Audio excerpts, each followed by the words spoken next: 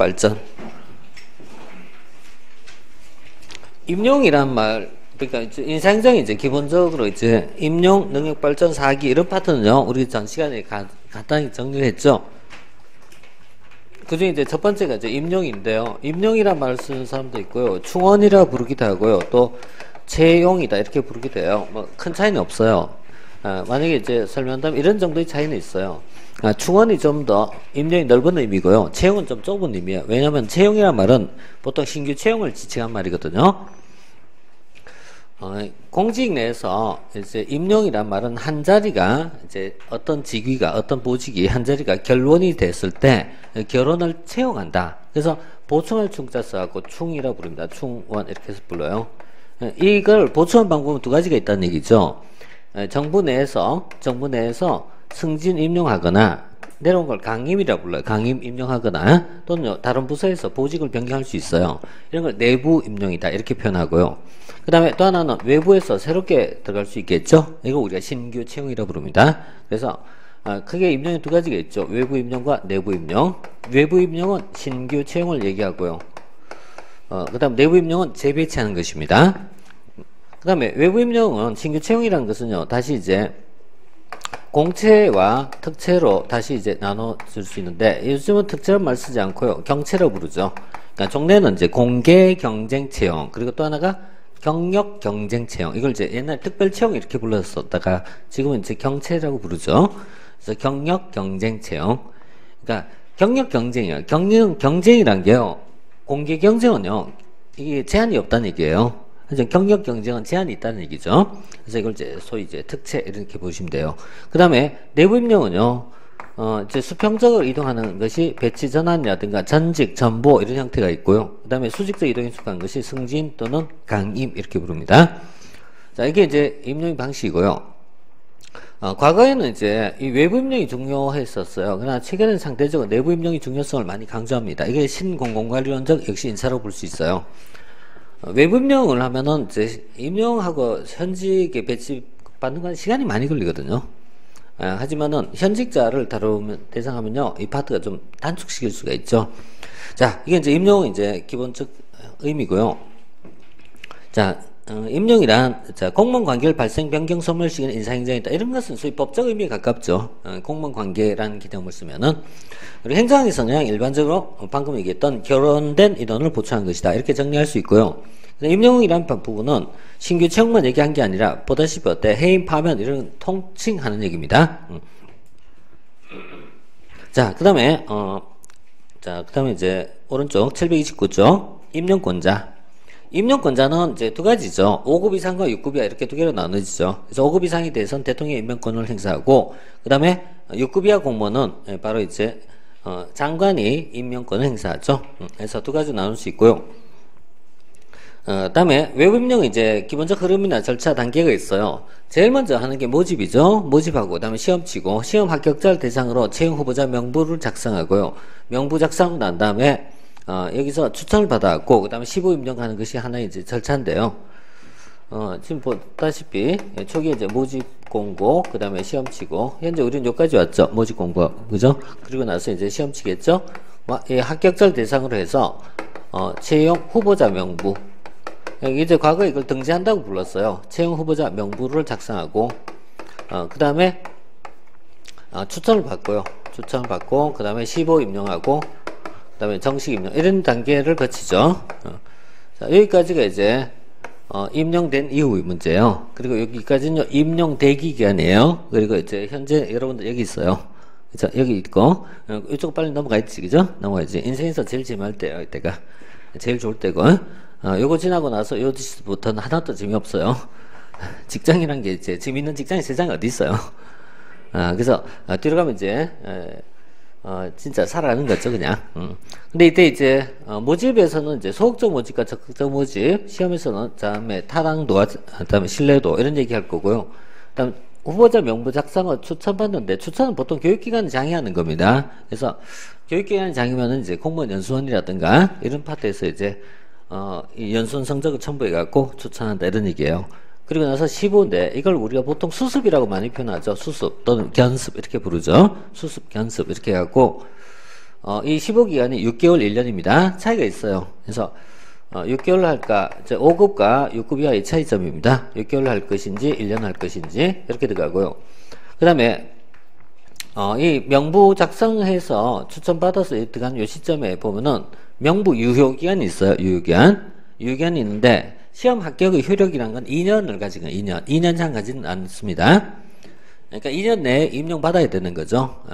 뭐 대부분 다 임용을 받겠죠. 받는데 문제는 이제 본인이 연장하고자 할 때가 문제죠.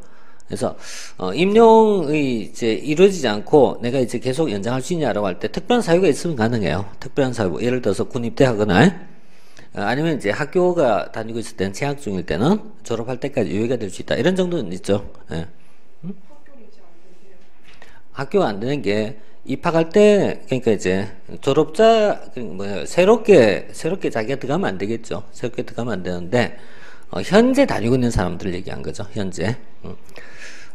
뭐 편법 써서 들어갈 것 같으면 이제 다 하게요. 다 하게. 옛날에 이런 식으로 편법을 많이 쓴 게 상위 시험 또 더 치거나 이런 편법을 쓴 경우도 있긴 있었어요.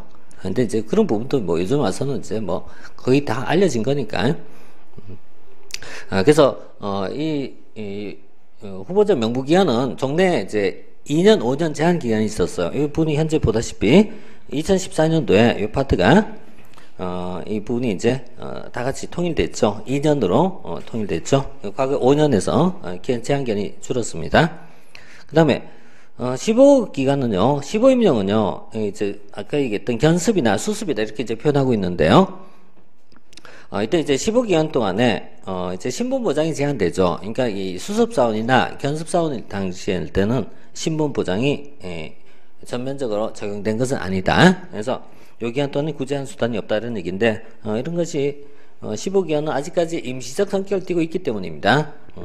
자, 그 다음에 배치 전환이라고 얘기할 때는요, 배치 전환이라는 것은 대표적인 개념이 이제 전직과 전보죠. 전직, 전보. 자, 전직은 이제 직렬 달리한 것이고요. 전보라는 것은 보직 변경을 전보라 부르죠. 전직은 직렬 달리한 거기 때문에 예를 들어서 세무직에서 뭐 관세직을 옮긴다. 전직이에요. 전직. 그러니까 전직은 직렬을 달리한 거기 때문에요. 원칙적으로 시험 쳐서 옮기는 게 원칙입니다. 시험 쳐서 옮기고요. 그 다음에 전보는 제한기간이 있어요. 그래서 일반적으로 공무원이 전보 제한기간 2년입니다. 2년 이내에는 전보하지 않는다는 얘기예요. 한번 부서 배치받으면 2년간 간다 이런 얘기죠.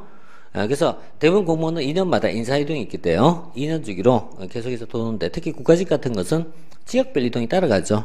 지역별 이동이 따라가고 지방청에서 보통 많이 이동이 많이 생겨요. 지방청에서 계속 뭐 예를 들어서 이제 진주에 있다가 부산을 갔다가 뭐 이런 식으로 광주 가거나 이런 식의 로테이션이 있게 되거든요. 물론 특별한 경우에는 이제 연장이 되긴 하는데 한도가 있어요. 이 파트도. 자, 이게 이제 국가직 공무원이고 지방직은 그냥 간단해요. 지방직은 본청과 동사무소에서 이동이 제일 많이 일어나죠. 그래서 원칙적으로 역시 2년마다 주기가 있게 된다. 이게 전부 기한입니다. 자, 그리고 나서 배치전환은 이제 유용성, 뭐 장단점이 있어요. 배치전환은 어느 정도 할 필요 있어요. 할 필요 있는 게 공직에 대한 어떤 이제 부적응을 해결하거나 또 침체를 방지하거나 또 이런 부분에서 뭐 도움이 될 수 있어요. 왜냐하면 직장에서 안 맞을 수 있거든요. 그럼 바꿔줘야죠. 바꿔줘야 될 부분이고, 다만 이것을 악용하는 케이스가 나올 수 있는데 이게 인사의 어떤 이제 징계 대체 수단을 사용할 수 있다는 얘기예요. 그래서 징계 대신에 근무하기 어려운 지역으로 이제 돌리는 경우가 나올 수 있죠. 이런 게 이제 징계 배치전환이 도용하는 가능성이죠. 자, 기타 배치전환에 보면은 파견 근무도 있고요, 인사규류도 있고, 전입과 전출이 있어요. 인사규류와 같은 것은 공공과 민간 사이에 이루어지기도 하고 또 행정기관 상관이 있기도 합니다. 전입은 인사권을 달리할 때 이걸 전입이라고 불러요. 국가공무원이 지방공무원을 가거나 또는 지방공무원 상호간에 가거나 이게 다 전입적 개념이에요. 뭐 서울시 공무원이 있다가 부산시 공무원을 간다. 이건 전입이죠. 전입이고 반대 케이스가 될 수도 있습니다. 자, 이제 전입이고요. 자, 그 다음 모집을 갈게요. 모집은 시험에 응시하도록 기회를 부여한다. 뭐 이렇게 표현할 수 있는데 모집은 이제 전통적 모집이 소극적 모집이고요. 현대적 최근에 이제 강조한 것이 적극적 모집입니다. 그래서 소극적 모집적 개념에서 대표적 개념이 바로 이제 결격사유예요. 네거티브 개념이에요. 결격사유란 말은 항상 얘기할 때 뭐는 안 된다 이런 식이에요. 그러니까 다음에 해당되는 자는 공무원 될 수 없다. 이게 이제 소극적 모집의 결격 사유거든요. 그래서 이런 경우는 안 된다 이거죠. 자, 이런 걸 이제 결격 사유라고 부르죠. 결격 사유에 해당되는 게 현재 국가공무법 33조에 나와 있습니다. 자, 오른쪽 페이지 보시면요. 지방공무법, 국가공무법 다 이제 공이 똑같이 33조에 나와 있는데 여기 보면 이제 8개 항목이 나와 있죠. 8개 하나 더 추가되니까 9개 주면 되겠네요. 이렇게 이제 항목이 쭉 나와 있는데 피성년 후견인, 피한정 후견인 이 종래의 과거 명칭을 금치한자, 한정치한자를 달리 표현한 거죠. 그래서 옛날에는 금치한자, 한정치한자 이렇게 표현했고 지금 이렇게 민법 개정과 함께 바뀌었던 내용이죠. 파산 선고 이런 것도 해당돼요. 다만 주의할 사항은 미성년자는 해당 안 되죠. 공무원 결격 사유에 미성년자라는 건 없죠. 그리고 현재 공무원 공채 연령 제한 자체가 미성년자도 지금 가능하게 돼 있잖아요. 그래서 이 경우는 결격 사유에 해당되지 않는다. 그 다음에 뭐 징계와 같은 경우는 5년이고요. 그 다음에 파면은 5년이고요. 그 다음에 해임은 3년이죠. 그래서 5년 또는 3년이 지나지 아니한 자 이렇게 돼 있어요. 물론 이 결격 사유는 시험에 나올 성격은 사실 아니에요. 그래서 한 번 정도는 역시 훑고 지나가도록 하십시오. 이것도. 그러나 이제 재임용 기간에 대한 제한은 있어요. 그래서 5년, 3년 알고 있어야 돼요. 이 정도 알고 있어야 되고. 그 다음에 모든 내용은 반대 해석하면요 가능하다는 얘기입니다. 반대 해석. 무슨 얘기냐면 이제 파면인 경우에는 5년 지나면 어때요? 가능하다 이런 얘기예요. 해임도 3년 지나면 가능하다 이런 얘기예요. 물론 다 된 건 아니에요. 직종이 다 달라요. 특정직은 대부분 다 안 된 경우가 많아요. 하지만 일반직은 대부분 다 된다 이렇게 보시면 돼요. 그 다음에 소극적 적극적 모집에서요. 적극적 모집이란 말은 소극적 모집처럼 결격 사유를 얘기한 것이 아니고요. 지식, 기술, 가치관 이런 걸 보자 이런 얘기입니다. 그래서 좀 넓게 보자 이런 얘기고요. 자, 그 다음에 모집의 자격 요건 보면요. 자, 국적, 학력, 연령 등등 있죠. 근데 현재 우리는 연령 제한 자체는 거의 없죠. 거의 없고 대부분은 없어졌지만 일부는 남아 있습니다. 이것도 일부 남아 있고 그 다음에 거주지 상별 자격증. 거주지 자격은 현재 지방직은 거주지 자격증이 있죠. 그리고 국가직 공무원도 지역별 모집할 때는 거주지 제한 따라 들어가죠. 자, 그런 정도고. 자, 다음에 시험 갑시다. 자, 시험이란 것은요. 자, 적격성을 판정해주는 도구를 우리가 시험이라 부를 수 있는데, 시험에는 이제 중요한 게 효용도를 측정 기준 5가지가 있습니다. 5가지가 타당도, 신뢰도, 객관도, 난이도, 실용도 이렇게 이어지고, 이 중에서 이제 타당도는 개념이 제일 중요합니다. 그 다음 두 번째 신뢰도는요. 시험이 측정하는 결과의 일관성이에요. 중요한 말이 뭐냐면 일관성이라는 단어예요. 일관성. 그 다음에 객관도란 말은 공정성을 얘기합니다. 공정성. 채점이 공정성이고요. 난이도 흔히 말하는 변별력이고요. 실용도란 말은 실시 용이성 자체를 얘기한 것이다. 이렇게 정의할 수 있고요. 자, 여기서 이제 타당도가 중요하다고 얘기했는데 타당도 내용 좀 더 확장해서 봅시다. 시험은 이 사람이 직무 수행에 적합한 자인가를 측정하는 방법, 수단입니다. 시험이란 실제 직무 수행이 있을 때 이 직무 수행에 적합한 자인가를 측정하는 수단을 우리가 시험이라고 부르죠.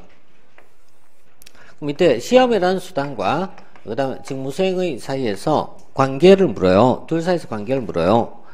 이때 두 개의 관계, 상관관계가 있을 때, 아니 더 정확하게는 상관관계가 높을 때 시험은 타당도 있다라고 부르죠. 인과란 말하고 다른 얘기예요. 인과관계는 있다 없다 이런 거예요. 있다 없다. 상관관계는 높다 낮다 이렇게 높다 낮다. 그래서 상관성이 높을수록 타당도가 있다 이렇게 보고요. 그 다음에 이 타당도라는 개념 안에는 다시 3가지가 있어요. 기준, 내용, 구성 이렇게 3가지가 있어요. 그래서 기, 내, 구성 이렇게 보시면 돼요. 기, 내, 구성. 자, 이 타당도에는 이제 이렇게 3가지가 있는데 기, 내, 구성이 3가지가 있는데 우리가 이제 앞에서 유사한 거 공부했었어요. 어디서 봤냐면 직무 앞에서 저 앞에 볼 때요. 정책, 평가. 정책 평가에도 타당도가 있었죠. 정책 평가의 타당도가 4개가 있었어요. 뭐가 있었을까요? 정책평가의 타당도, 내적 타당도, 외적 타당도, 구성적 타당도, 통계적 결론의 타당도, 내, 외, 구, 통 4개 있었죠. 네. 아니, 있었다는 자체가 지금 생각이 안 나면은 이건 조금 좀 문제가 있는데. 그러니까 뭐가 있었던 건 정확하지 않더라도 있었다는 건 알아야 되잖아. 그지? 있었다. 정책평가에 4가지 타당도 있었어요. 이제는요, 시험입니다. 자, 이 중에서 기준이 타당도가 가장 일반적인 것이고요. 그 다음 기준이 타당도에서 걸러내지 못한 파트를 내용적 타당도에서, 그리고 내용적 타당도를 좀 더 들어갔을 때 구성적 타당도, 이렇게 해서 3가지가 들어가요. 자, 여기서 이제 기준의 타당도 있단 말은요, 기준. 이것은요, 가장 일반적인 겁니다. 시험 성적과 근무 성적의 일치 정도를 얘기합니다. 시험 성적과 근무 성적의 일치 정도를 우리가 기준이 타당도로 불러요. 그래서 가장 알기 쉬운 표현이 이거죠. 시험 성적이 높은 사람이 일도 잘한다. 이 관련성이 있어야 되죠. 그렇지 않으면 시험은 의미가 없잖아요. 그래서 시험 성적이 높을수록 근무 성적도 잘한다. 그런데 항상 물으면요, 전부 아니라고 얘기를 해요. 시험 성적 높은 사람이 일 잘할까 물으면 아니야 이렇게 얘기해요. 그럼 시험 못 쳐요. 그럼 잘못된 거지. 근데 이제 자꾸 수능을 생각해서 그런 거예요. 수능 아니 고교 시절의 성적이 인생에서 성공 정도를 담보할 수 있느냐? 아니 이렇게 얘기한 거 똑같은 거잖아요. 근데 이제 그러면 시험 의미가 줄어든 거죠. 그래서 시험 성적과 근무 성적 비교하고요. 내용적 타당도라는 것은요, 시험의 내용이란 게, 시험의 내용이란 게 실제 직무 수행에 필요한 능력 요소를 얼마나 가지고 있느냐, 이걸 내용적 타당도라고 부릅니다.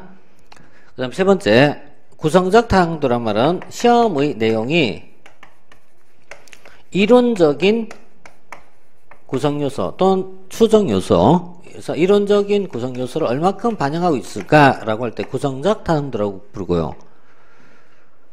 이것을 검증하는 방법이 2가지가 있는데, 기준의 타당도를 검증하는 방법에는 자, 예측적 타당도와 동시적 타당도가 다시 나타나요. 예측적 타당도란 말은 신규 채용자와 근무 성적을 비교한 겁니다. 그래서 신규 채용자와 근무 성적을 비교하니까요, 여기서 인터벌이 발생한다.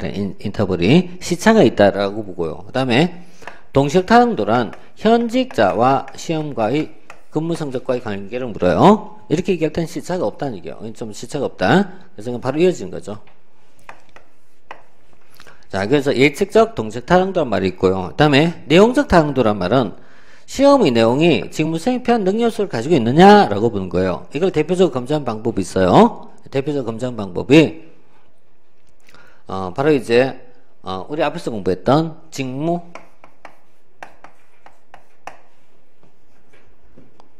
분석과 관련됩니다.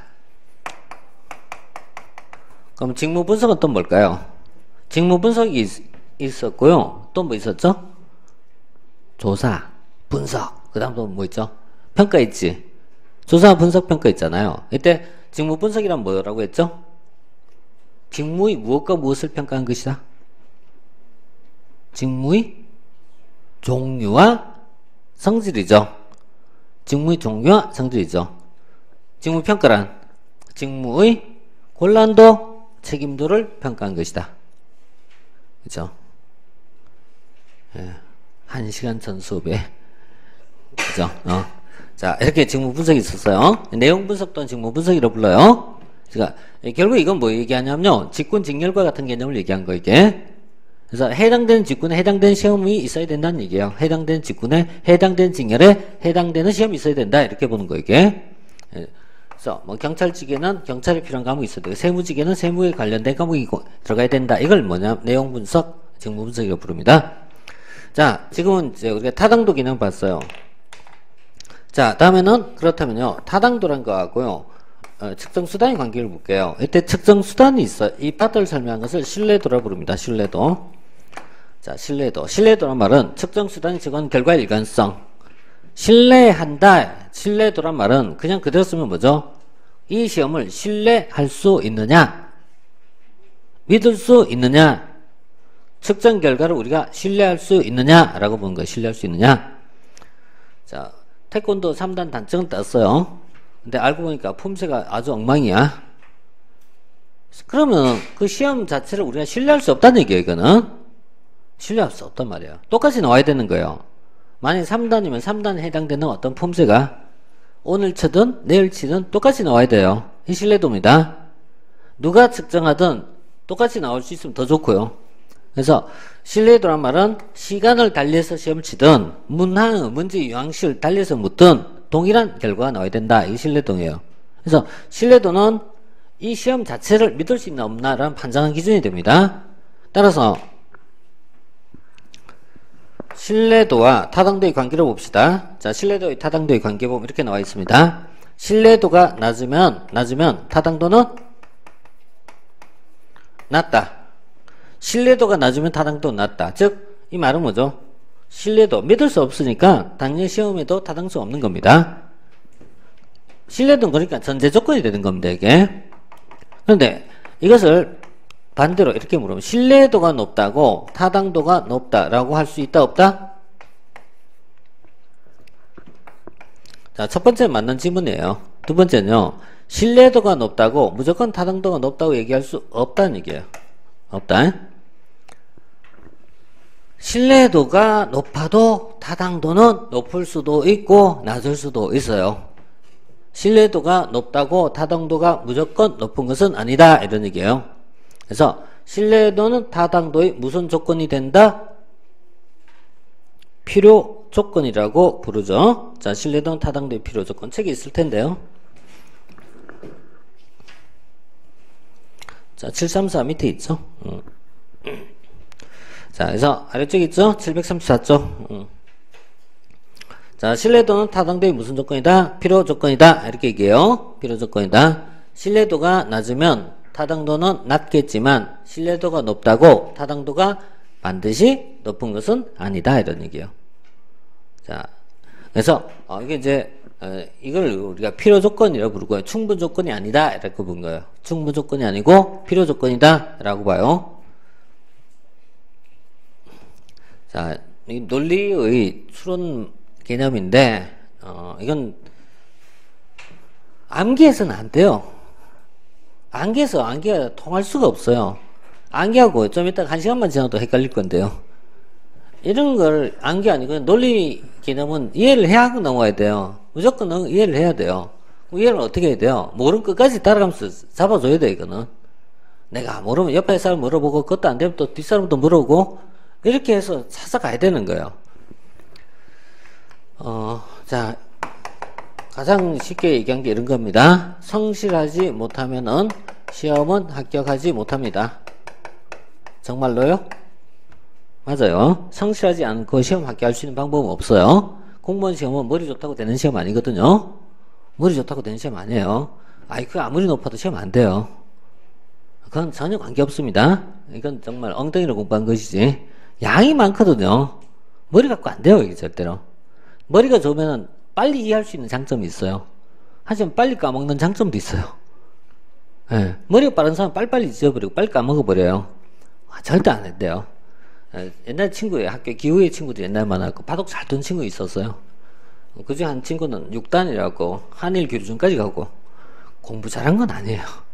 절대 아니에요, 저 공부. 왜냐면은 순간 재치가 빨라요. 팍팍 이게 돌아가요. 근데 시간 지나면 어때요? 다 지구력이 없어요. 오래 안 한단 말이에요, 오래. 그러니까 이렇게 어려운 거예요, 이게. 근데 바둑 같은 건 괜찮아요. 하루에 이제 많이 뜨면 한 20판 떠요. 그거 참 신기해요. 우리 같은 사람은 이제 한 판만 또 머리가 골이 깨지는데, 이게 이제 던져, 그냥 돌을. 막 던져요. 다닥 뜨면은 20분만 한 판 끝나. 나중에 보면 있잖아. 한 집 반 이겼다, 이거든. 그 계산 다 했나? 다 했대. 그럼 머리 좋은 거 맞잖아요? 바둑 머리는 좋은 거잖아요? 그죠? 바둑 머리만 좋은 거잖아.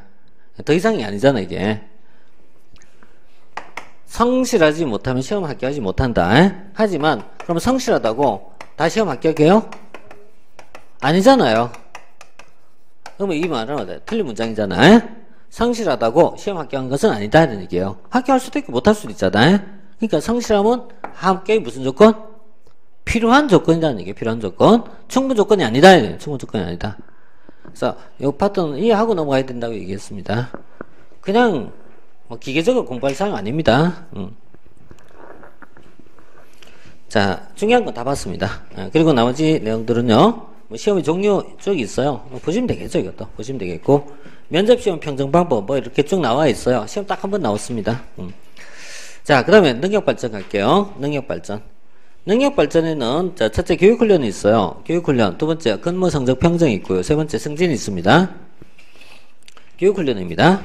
교육훈련이란 말은 공무원이 가치관, 행태, 태도 변화를 통하여 지식과 기술 습득을 하여 직무 수행 능력 향상한 것이다. 이렇게 본다면 개념적으로 세 가지가 있죠. 첫째, 가치관, 행태의 변화. 두 번째, 지식과 기술 습득. 세 번째, 직무 수행 능력 향상. 이렇게 세 가지가 있죠. 이 중에서 목적은 어디 있다? 1, 2, 3 중에서 교육훈련의 목적은 3번이겠죠. 1번과 2번은 뭐죠? 수단이겠죠. 수단의 방법이겠죠. 그럼 교육훈련 방법 크게 두 타입이 있겠네요. 하나는 가치관 태도의 변화가 있고, 두 번째는요, 지식과 기술 습득한 방법이 있을 거고요. 그 다음 세 번째는요, 이걸 통해서 직무 수행 능력을 향상하자. 이렇게 보겠죠. 자, 그 다음에 종류로 갈게요. 교육훈련 종류. 자, 신규 채용자와 재직자 훈련은 교육의 방향, 방법이 다릅니다. 그래서 신규 채용자는 지식이 필요하고요. 재직자 훈련은요, 지식만 얘기한 게 아니라 새로운 것이 필요합니다. 새로운 지식이나 또는 가치관 이런 것이 중요합니다. 그 다음에 감독자 훈련과 관리자가 있어요. 감독자란 말은 통상 우리가 슈퍼바이저, 일선 하위 관리자를 얘기합니다. 그 다음에 관리자란 말은 고위 관리자를 보통 지칭합니다. 따라서 각각 요구되는 내용이 다릅니다. 그 다음에 현장훈련과 교육원 훈련이 있어요. 현장훈련은 일하면서 배우는 거죠. 일하면서 배우니까 이걸 흔히 OJT라고 많이 표현해요. OJT라는 말을 쓸 때는요, 보통 수습 또는 뭐 실무, 지도 뭐 이런 거 다 포함합니다. 반면 이제 교육원 훈련은요, 공무원 교육원, 연수원에서 하는 것을 얘기하죠. 그래서 이것은 정해진 프로그램에 따라서 이루어진 것을 얘기합니다. 그래서 현장훈련과 교육훈련은요, 각각 이제, 물론 이제 장단점이 있겠죠, 이것도. 자, 그러면 대부분의 교육은요, 교육원 훈련 중심입니다. 자, 교육원 훈련에서 하는 방법으로서, 자, 크게 세 가지가 있어요. 첫째, 강의식. 두 번째, 참여식. 그리고 세 번째, 몸은 느끼는 겁니다. 체험식이라고 그러죠. 체험식이 있어요. 자, 이 중에 이제 첫 번째, 두 번째, 강의식과 참여식이 있어요. 강의식은 강연, 이런 것이 대표적인데, 일방적 전달이 한쪽 방향입니다. 자, 강의식은요, 일방적 전달. 참여식은요, 일방이 아니라 쌍방향, 양방향적입니다. 방향성까지 이해할 수 있어요. 그래서 한쪽 방향으로 갈 때 강연이라고 부르고요. 그 다음에 양쪽 방향 가질 때 참여식이라고 부를 수가 있어요. 강의식이 제일 많이 쓴 방법이죠. 강연 가장 많이 쓰죠. 이것은 지식 전달에 굉장히 효과적입니다. 그러나 지식 전달이 효과적이고 저비용으로 할 수 있고 싸게 할 수 있고 다수를 대상할 수 있는 장점이 있어요. 하지만 단점은요, 참여가 적다. 참여가 적다. 자, 강의식 단점. 그 다음 참여식은요, 토론이나 회의 방식이 있고요. 그 다음에 케이스 스터디, 사례 연구가 있죠. 또 신디케이트, 분임 토의가 있고요. 그 다음에 롤 플레잉, 역할 연기라고 부르죠. 또 시뮬레이션 이런 것이 있어요. 그리고 액션 러닝이라고 있어요. 액션 러닝. 자, 액션 러닝 같은 것은 현재 이제 고위공무원에서 많이 사용하는 건데요. 액션 러닝이라는 것은 문제 해결 방안을 찾는 것을 얘기해요. 문제 해결 방법을 찾을 때 액션 러닝이에요. 현재 고위직의 경우에 이 부분이 부분적 활용하고 있어요. 그래서 예를 들어서 서울시 같은 경우에 영향평가라든가 이런 거 할 때 액션 러닝을 많이 사용하고 있어요. 어떤 거냐면은 정책 과제를 주는 거예요. 정책 과제를 주고 정책 과제를 해결하는 방법을 찾아가는 것입니다. 뭐 예를 들어서 뭐 서울이 교통 문제에 대한 해결책을 제시해라 이런 식이란 말이에요. 물론 지금 같은 건 너무 넓은 얘기지만 이런 식으로 이제 표현할 수 있어요. 이걸 액션 러닝이라고 부르고요. 그 다음에 액션 러닝은 7급 시험에서 나왔던가? 그리고 다른 쪽에서 아직 안 나왔죠. 자, 그 다음에 체험식 봅시다. 체험식 이제 대표가 OJT라는 현장 훈련이 있어요. 현장 훈련이 있고, 그 다음에 감성 훈련이 있죠. 감성 훈련 앞서 공부했죠. 감성 훈련 조직 발전에서 공부했죠. 그래서 감성 훈련 4가지가 있었어요. 4가지가. 자, 격리된 장소, 비정형적 체험학습, 자신과 타인에 대한 이해, 그다음 인간관계 개선. 이게 어디서 나왔다? 감성 훈련할 때 했던 얘기입니다. 자, 그 다음에 시찰, 견학, 배선안 등등 있습니다. 쭉 지나갑시다. 쭉 지나가고 그 다음 근평 가죠. 근평은 이 강론 중에는 제일 중요한 파트예요. 강론 중에 제일 중요한 파트예요. 인사행전 총론 강론 나눴을 때 강론에서 가장 시험 문제가 많이 나오는 파트예요. 많이 나오다 보니까요. 해당되는 내용 페이지도 엄청나게 많아요. 그러니까 중요하다라고 생각하니까 또 양이 많아지는데 공무원을 평정하는 방법은 여러 가지 기준이 있습니다. 공무원을 평정하는 방법은 여러 가지가 있습니다.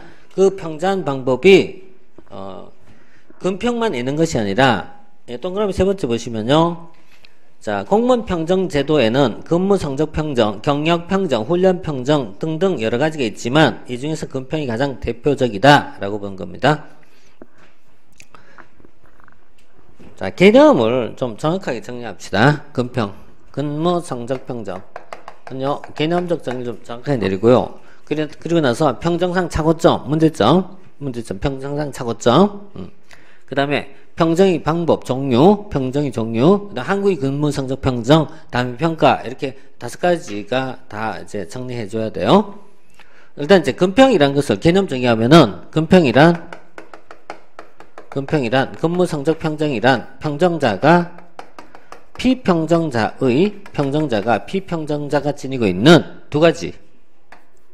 근무 실적과 또 하나 직무 수행 능력을 평가하는 것을 근무 성적 평정이라고 정의합니다. 자, 이때 근평에서 가장 중요한 말이 바로 뭘 평가한다?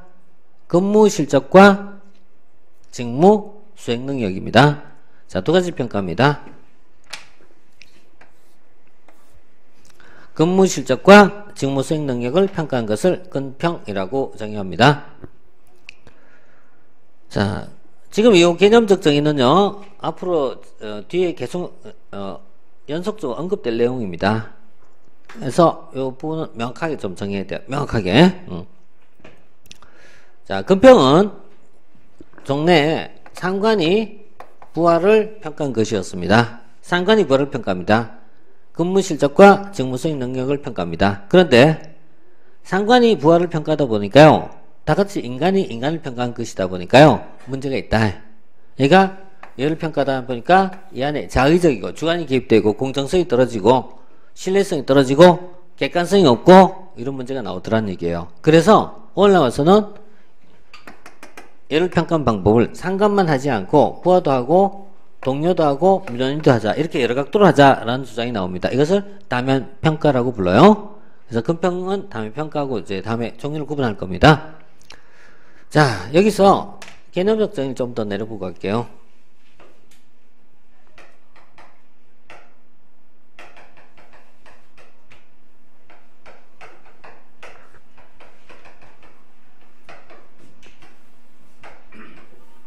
자, 두 가지 구분합니다. 근평과 유사한 개념인데 직무평가라고 있어요. 직무평가와 근평을 비교합니다. 직무평가라는 것은요, 무엇을 평가한 것이다? 직무평가는 무엇을 평가한 것이다? 예, 직무평가란 직무 자체를 평가한 것이다. 자, 직무 자체를 평가한 것이다. 다시 말하면은 사람을 평가한 것이 아니다 이거야. 사람을 평가한 것이 아니다. 사람이 아니라 직무 자체만 평가할 뿐이다. 직무 자체만 평가할 뿐이다. 자, 직무평가예요. 이 직무평가는 앞에서 봤던 겁니다. 직무평가 앞에서 봤습니다. 어디서 봤을까요? 조사, 분석, 평가, 조분평. 세 번째 봤죠? 그래서 정확하게 배우면 직무의, 이렇게 돼요. 직무의 곤란도, 책임도를 평가한 것입니다. 직무의 곤란도, 책임도를 평가한 것입니다. 이 직무평가를 통해서 무엇을 위해서? 직무급을 수립하기 위해서. 직무급이란 어떤 보수냐? 객관적, 합리적 보수체계입니다. 직무급이란 객관적, 합리적, 공정한 보수 체계를 직무급이라고 부르죠. 객관적이고 합리적인 보수 체계입니다. 이게 직무급이고요. 그 다음에 금평은요, 직무평가 달리 금평은요, 직무를 평가한 게 아니고요. 뭘 평가한다? 직무가 아니라 사람을 평가한 것이다. 그 직무를 수행하고 있는 사람을 평가한 것이다. 자, 이 금평을 통해서 어디에 쓰는데 얘나 다 같은 인사행정 기준이에요. 다 같이 인사행정 기준이지만 좀 더 정확하게 봐야 되니까 사람을 평가를 통해서 승진을 하기 위한 기준이 될 수도 있고 보직 변경이라든가 교육 훈련의 하기 위해서 필요할 수도 있고 기타 금평을 통해서 사람을 평가를 통해서 보수를 지급하는 기준을 세울 수도 있어요. 보수 기준이 될 수도 있어요. 그래서 금평은 목적이 다양하다. 금평의 목적은 다양하다. 즉 승진, 보직 변경, 교육 훈련, 기타 보수 기준이 된다 라고 본 거예요. 이렇게 봤고요. 이때 말하는 보수 지급의 기준이 바로 뭐였다? 자, 앞에의 직무과 달리 이것을 성과급이라고 부른단 말이죠. 성과급. 자, 성과급적 개념이 나온다. 그래서 보수지급 기준, 즉 성과급적 개념이 나옵니다. 자, 여기서 우리가 금평과 직무평가에 대한 이제 두 개의 차이점을 보고 있습니다. 직무평가는 보수 체계가 되는 겁니다. 시스템. 반면 성과급은 개별적 보수 지급이 기준이 됩니다. 자, 이것을 가지고 좀 더 구체적으로 봅시다.